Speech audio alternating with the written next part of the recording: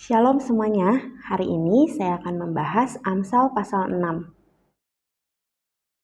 Hai anakku, jikalau engkau menjadi penanggung sesamamu dan membuat persetujuan dengan orang lain, jikalau engkau terjerat dalam perkataan mulutmu, tertangkap dalam perkataan mulutmu, buatlah begini hai anakku, dan lepaskanlah dirimu, karena engkau telah jatuh ke dalam genggaman sesamamu. Pergilah, berlututlah, dan desaklah sesamamu itu. Janganlah membiarkan matamu tidur dan kelopak matamu mengantuk. Lepaskanlah dirimu seperti kijang daripada tangkapan, seperti burung daripada tangan pemikat. Amsal pasal 6 ini Salomo memberitahu kita cara-cara supaya kita tidak jatuh miskin. Dari ayat 1 sampai 5 Salomo memberitahu kalau kita jangan sampai di bawah kekuasaan orang lain. Kenapa kita tidak boleh di bawah kekuasaan orang lain? Kita bisa jatuh dalam dosa ketika mereka melakukan hal yang salah juga. Contohnya, misalnya bos kita nggak suka sama pegawai yang satu, kita bertindak sebagai HRD-nya. Nah itu otomatis bos bisa menyuruh kita untuk memecat orang itu karena dia tidak suka dengan orang itu. Kita bisa jadinya jatuh ke dalam dosa. Karena Tuhan juga bilang di dalam Efesus 6 ayat 6 kalau jangan bekerja hanya di hadapan Tuanmu untuk menyenangkan hati orang saja, tetapi sebagai hamba-hamba Kristus yang dengan segenap hati melakukan kehendak Allah.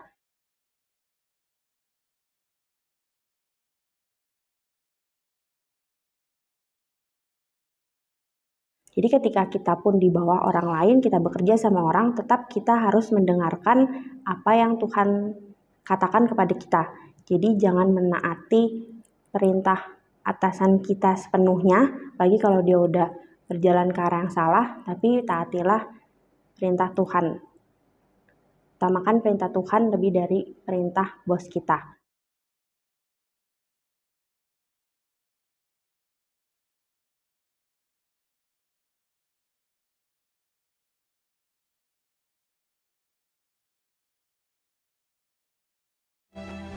Hai pemalas, berapa lama lagi engkau berbaring? Bilakah engkau akan bangun dari tidurmu? Tidur sebentar lagi, mengantuk sebentar lagi, melipat tangan sebentar lagi untuk tinggal berbaring. Maka datanglah kemiskinan kepadamu seperti seorang penyerbu, dan kekurangan seperti orang yang bersenjata. Lalu di ayat selanjutnya Salomo mengatakan juga penyebab miskin lainnya adalah kalau kita malas. Jadi kita sebagai manusia sudah diberikan waktu oleh Tuhan, sebaiknya kita mengerjakan waktu yang sudah diberikan sama Tuhan itu dengan bijak. Jangan kita bermalas-malasan karena kita ujung-ujungnya pasti bisa miskin.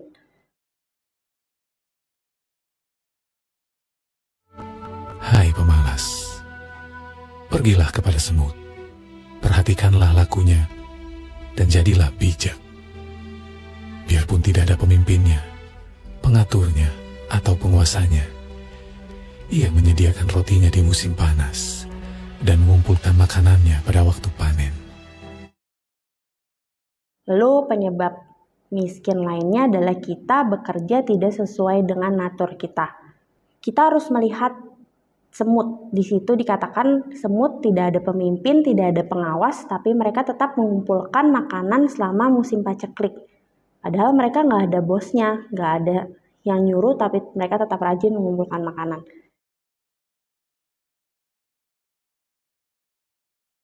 Bagaimana kita bisa tahu apa natur kita? Kita harus tanya kepada Tuhan. Tuhan, natur aku apa? Engkau ingin aku menjadi apa? Karena kalau misalnya kita bekerja di luar natur kita tidak akan mendapatkan berkat dari Tuhan. Misalnya saya naturnya dari Tuhan disuruh sebagai pedagang, tapi saya bekerja sebagai teller di bank. Itu kan nggak nyambung, jadi itu tidak akan menghasilkan berkat. Lalu ada pertanyaan, misalnya contohnya kayak binatang armadillo yang sehari itu tidur 22 jam. Dan koala yang 18 jam, bahkan beruang kutub yang tidur selama 7 bulan. Apakah mereka bisa disebut pemalas?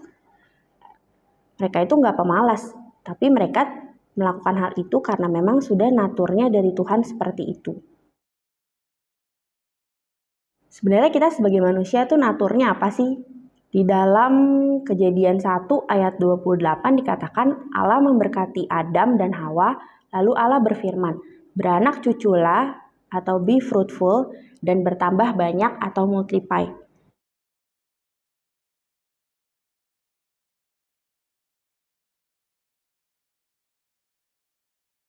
Ini juga disebutkan lagi di dalam Kejadian 9. Allah memberkati Nuh dan anak-anaknya serta berfirman, "Beranak cuculah, be fruitful dan bertambah banyaklah atau multiply."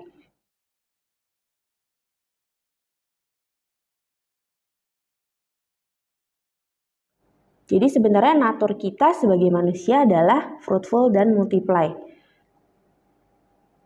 Kita bekerja di bidang yang Tuhan memang tetapkan untuk kita kerjakan, dan di sana kita berbuah.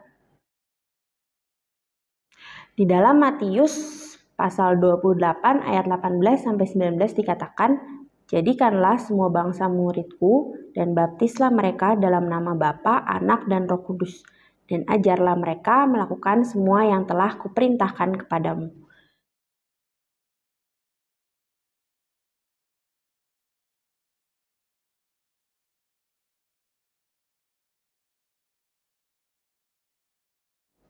Jadi kita memang harus melakukan apa yang sudah Tuhan perintahkan bagi setiap kita masing-masing.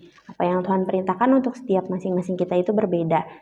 Kita biar tahu, kita harus tanya sendiri kepada Tuhan. Lalu natur kita selanjutnya juga kita adalah naturnya sebagai anak Allah.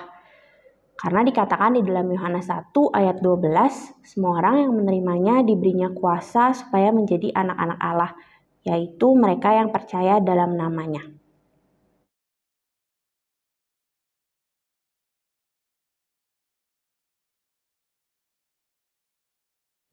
Natur kita yang lain juga adalah sebagai natur hamba Allah. Di dalam Roma pasal 6 ayat 11 dikatakan, "Demikianlah hendaknya kamu memandangnya. Kamu telah mati bagi dosa dan sekarang kamu harus hidup bagi Allah."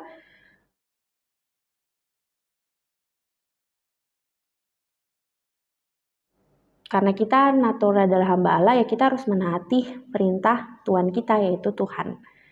Karena di dalam 1 Korintus 7 ayat 23 dikatakan, "Kamu telah dibeli dan harganya telah lunas dibayar. Karena itu janganlah kamu menjadi hamba manusia."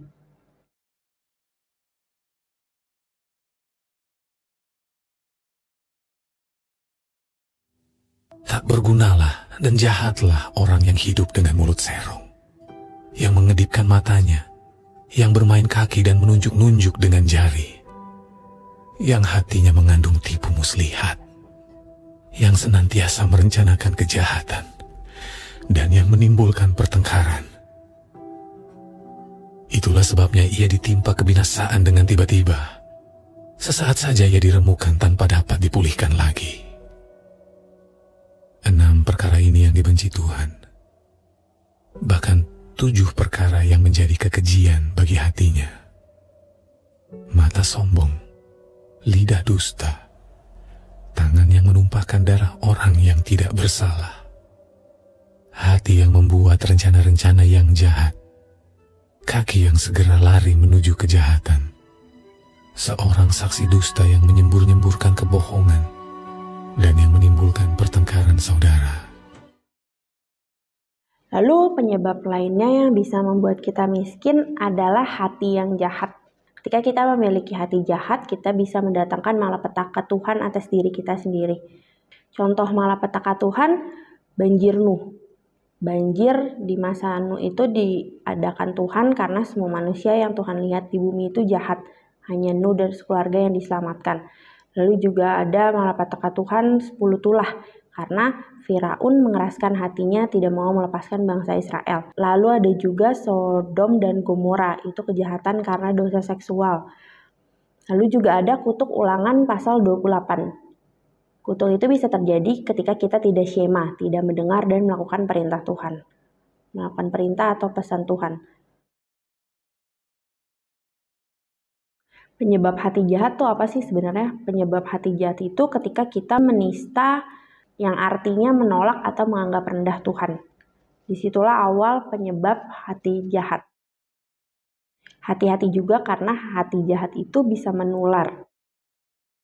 Jadi sebagai orang Kristen, ketika kita mulai menista Tuhan, kita memiliki hati jahat.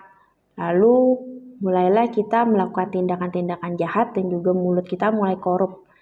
Maka kita bisa mendatangkan malapetaka Tuhan atas diri kita dan keluarga kita, lalu pada akhirnya kita bisa jatuh miskin. Tuhan sangat benci hati jahat, karena itu menolak atau memandang rendah Tuhan. Jadi ingat, obat hati jahat adalah nyawa kita mati, atau darah Tuhan Yesus.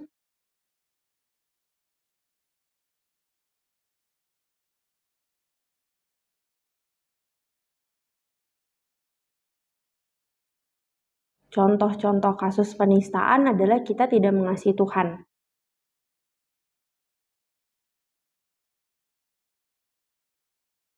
Mengasihi Tuhan artinya berarti kita melakukan perintahnya, melakukan apa yang Tuhan suruh.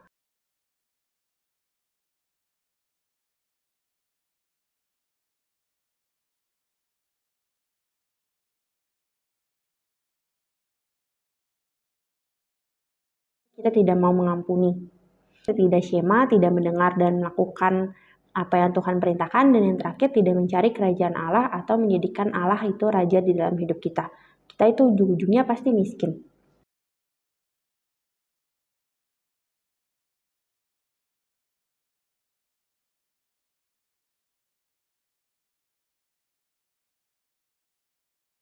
Jadi jangan menista Tuhan, karena di dalam Bilangan pasal 15 dikatakan orang yang dengan sengaja melawan perintahku adalah penista Tuhan. Ia harus dilenyapkan sebab ia telah memandang hina firman Tuhan dan merombak perintahnya.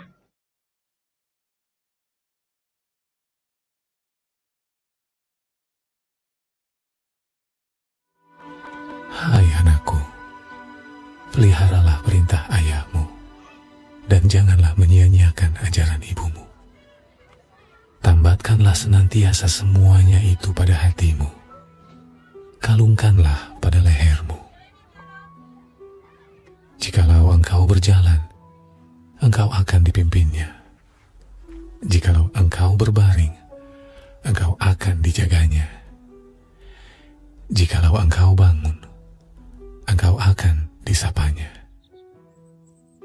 Karena perintah itu pelita, dan ajaran itu cahaya, dan teguran yang mendidik itu jalan kehidupan, yang melindungi engkau terhadap perempuan jahat, terhadap kelicikan lidah perempuan asing.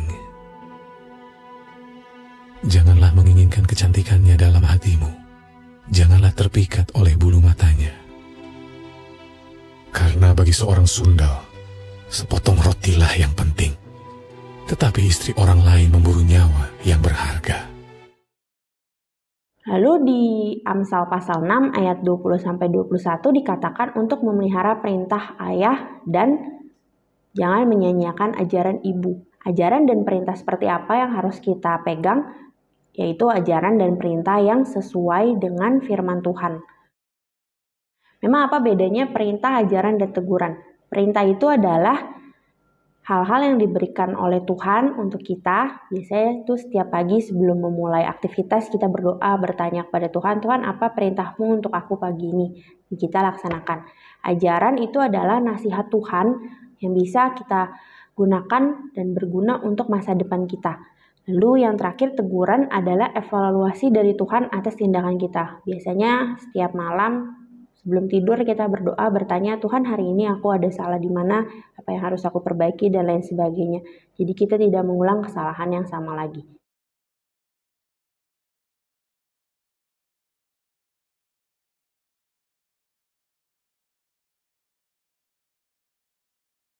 Memang melanggar perintah Tuhan itu akibatnya apa? Contohnya misalnya Adam dan Hawa. Mereka melanggar perintah Tuhan untuk tidak memakan buah pengetahuan yang baik dan buruk. Akhirnya mereka diusir dari Taman Eden dan harus bekerja keras memenuhi kebutuhan hidup mereka, dan juga mereka jatuh ke dalam dosa. Lalu Yunus diperintahkan Tuhan untuk memperingatkan bangsa Niniwe untuk bertobat, tapi dia menolak. Akibatnya dia ditelan ikan besar. Kalau contoh orang yang menerima teguran dari Tuhan adalah Daud. Raja Daud menerima teguran dari Tuhan melalui Nabi Nathan ketika dia mengambil Batsheba, istrinya Uria, menjadi miliknya dan dia membunuh Uria di dalam peperangan. Ketika ditegur oleh Nabi Nathan, sikap Daud bisa kita contoh. Daud menerima kesalahannya dan dia mengakui kesalahan lalu bertobat kepada Tuhan.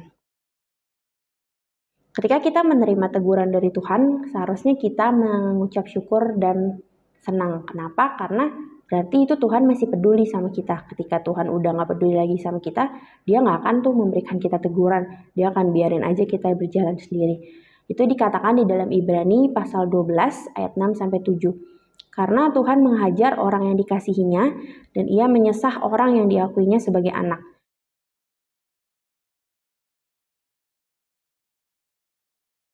Jika kamu harus menanggung ganjaran, Allah memperlakukan kamu seperti anak. Di manakah terdapat anak yang tidak dihajar oleh ayahnya?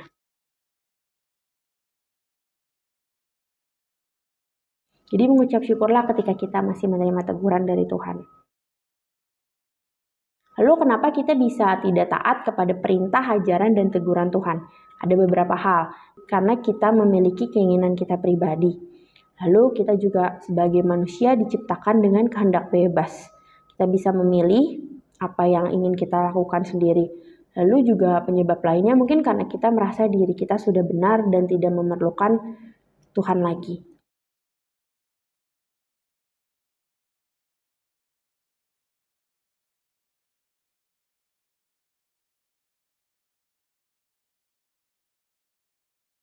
Di Amsal pasal 6 ayat 25-26 dikatakan untuk berhati-hati dengan keinginan yang kita miliki.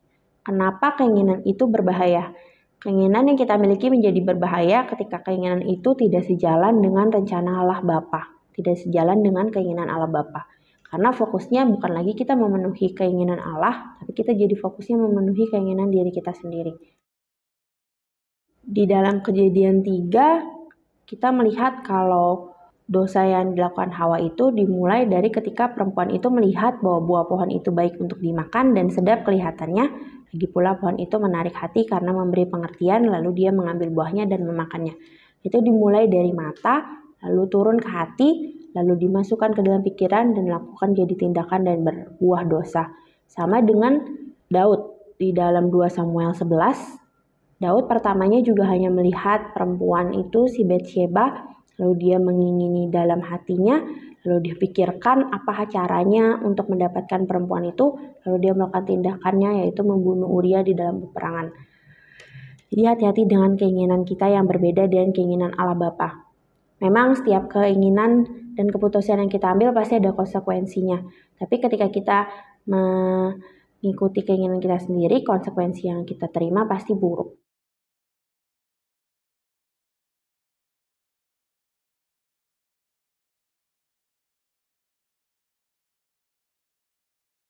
1 Yohanes 2 ayat 17 yang berbunyi, dan dunia ini sedang lenyap dengan keinginannya, tetapi orang yang melakukan kehendak Allah tetap hidup selama-lamanya.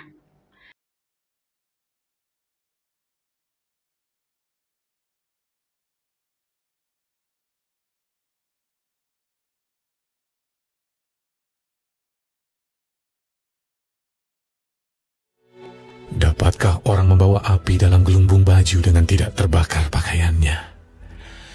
Atau dapatkah orang berjalan di atas bara dengan tidak hangus kakinya? Demikian juga orang yang menghampiri istri sesamanya. Tiada seorang pun yang menjamahnya luput dari hukuman. Apakah seorang pencuri tidak akan dihina apabila ia mencuri untuk memuaskan nafsunya karena lapar? Dan kalau ia tertangkap, haruslah ia membayar kembali 7 kali lipat. Segenap harta isi rumahnya harus diserahkan. Siapa melakukan zina tidak berakal budi. Orang yang berbuat demikian merusak diri.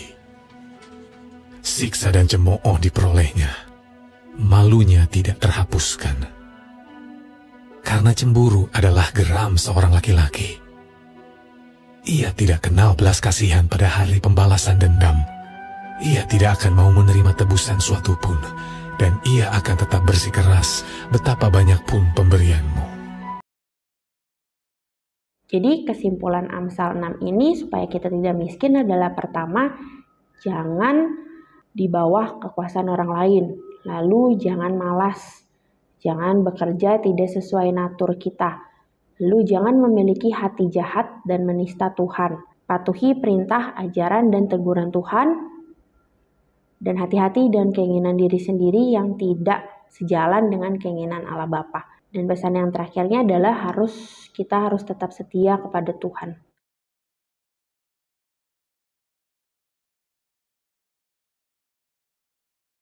Sekian sharing dari saya hari ini. Terima kasih, Tuhan Yesus memberkati.